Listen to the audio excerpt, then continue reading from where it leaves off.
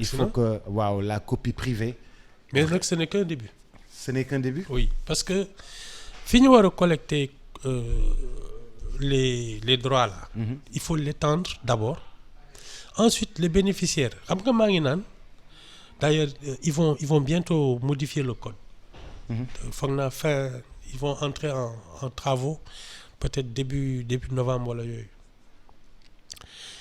Et je dis que ñun les journalistes les producteurs des médias là c'est le moment d'y aller parce que on va pratiquement multiplier par 10 les revenus des groupes médias xam nga quoi qu'on dise les artistes là les supports sur lesquels ils s'expriment en général ce sont les médias.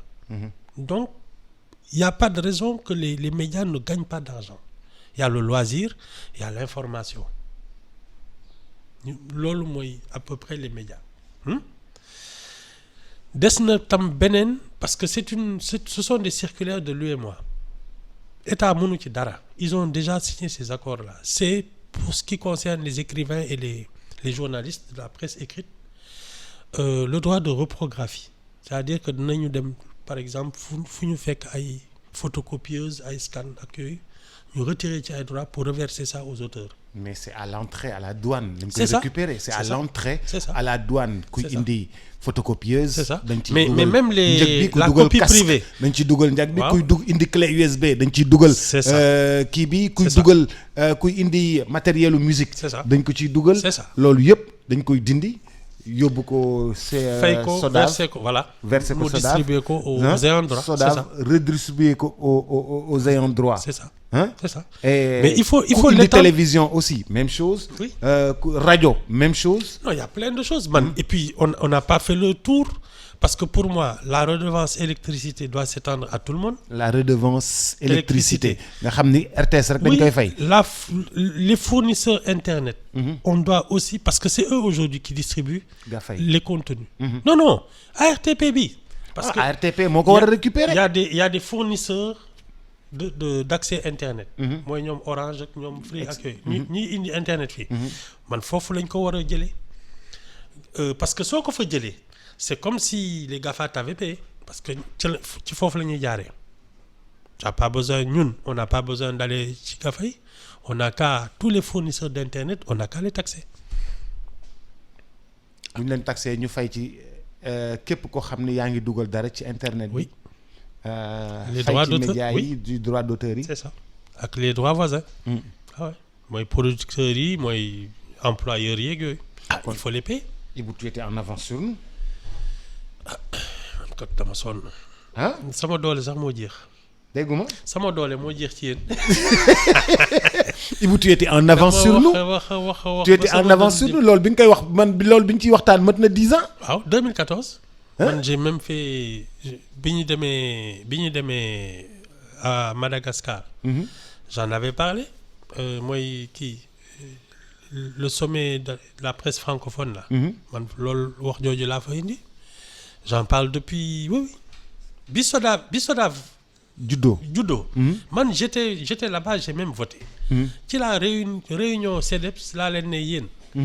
il faut inscrire les journalistes à la SODAV et les groupes de presse comme éditeurs. Création SODAV. Éditeur et diffuseur. Oui. Non, waaw éditeur et diffuseur, producteur quoi. Producteur, éditeur et diffuseur. Oui. Parce que tu produis une émission, tu diffuses une émission. Ouais. Éditeur yi bon en général c'est la presse écrite ak les écrits. Ouais. Loolu ba pare nag journalistes yi dem ne inscrire nekk auteur. Maintenant le problème des journalistes c'est que c'est un statut assez spécial. Parce que ñu ngi werante affaire par exemple compte rendu quotidien est-ce que etc. Mais ça ce sont des discussions avec une règle parce que l'Europe a un code des droits d'auteur des journalistes. Aux États-Unis aussi il y a un code le copyright ak c'est le monde anglo-saxon mooy Angleterre ay Australie ak yooyu mais ñun rek ñooy nelaw alors que je te dis Boubs si on travaille sérieusement on va pouvoir distribuer au groupe des médias et aux artistes ak yooyu au moins 100 milliards par an. maa ngi doon lire benn article xawma Le Monde la xawma Figaro ñu leen di fay seen i copie seen i droit par le biais de comme SACEM bu nekk foofu. c'est ça ñu leen di fay ñu fay leen presque xaalis bu bari ñu ne non duñ ko laal parce que lii dafa ndaw. y a même ba pare di laajte expertise. c'est ça non y a même un groupe foog naa du Mediapart wala yooyu. moom foog naa pour moom formule bi ñu def daal c'était contre ses principes même moo tax mu ne moom du jël xaalis boobu. mais boobu c'est beaucoup d'argent et c'est des droits c'est pas du ay dem ñi yelwaan ak yooyu man su ma gisee les patrons de presse di xatraayu naan way vraiment war nañu dimbali seet ndax dañuy wàññi kii bi nañu subventionner fii gi je dis non aujourd'hui l'économie subvention aide à la presse ñoom sax téye nañ seen aide à la presse. non mais l'économie boops aujourd'hui c'est la propriété intellectuelle. C'est ça qui fait l'économie. Les gens qui créent, qui inventent ak yooyu ñoom ñooy c'est eux qui gagnent de l'argent non ñun kay dañuy nelaw xaw ma ci pexe. kon daal man daal jàpp naa ne tu étais trop en avance. non mais boops le monde entier fonctionne comme ça man kay avance suma yéen kay yéen da nga nekk en avance le monde entier fonctionne. mais comme ça le monde ñun entier yow bi nga koy wax 2014 ñun 2024 lañ ko la ko président signé démb. mais ça c'est les artistes qui se sont battus depuis plus de 25 ans. léegi presse bi moom moo tax jàpp ci combat jàmbur te jàppul ci combat moom. En fait on n'est même pas conscient de ça c'est ça le problème. soo koy expliquer ça ñun sax xamuñu. waaw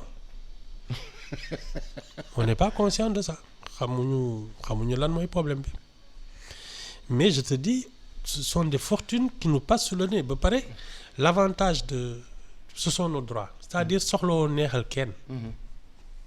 C'est ton argent. Tu n'as pas besoin ensuite d'être l'ami des pouvoirs wala leur ennemi. Ça yoon tu fais ton travail tu gagnes ton argent. Ibou, le président se déplace aujourd'hui pour dem xool yi ñi nga xam ni dañoo sinistré. Aujourd'hui taw yi mi ngi encore gën a tawaat. ndox yi fleuve yi mi ngi gën a déborder. boobu si danaa la yeeyati. Quand le président est arrivé au pouvoir. muy dem seeti les pays voisins yooyu lan laa la fi waxoon. da nga ne ma woon. priorité yi fii la nekk. Il y a un hivernage qui s'annonce. Wow. Ce sont les Sénégalais qui ont voté pour toi. Faire le tour du pays pour savoir quels sont les problèmes. Dès mars. Avant d'aller dans la sous-région. Waaw. Dès mars soo demoon ba ñu naan la ñun kat. fleuve baa ngi dañuy bañ mu kii yii nii. Il fallait da ngay jël tu prends le pouvoir. Tu fais le tour du pays pour tâter le pouls pour xam. lan mooy problème mu Sénégalais yi waxuma ko fi. kay. kon kay bu ma nee mu ngi dem seet ñi ils sont morts ba pare xanaa kay dem suuli leen c'est triste ñi ma doon seeti laa les Guinée li xaw ma ñooñu soxlawuñ ko. Mauritanie Burkina yi nii. ce sont les Sénégalais qui avaient le plus besoin de lui. Tu fais le tour du pays, le monde rural, quels sont les problèmes auxquels il faut s'attaquer d'urgence. Tu as des techniciens, tu as tout. Ils te disent, il faut prévoir ceci, cela.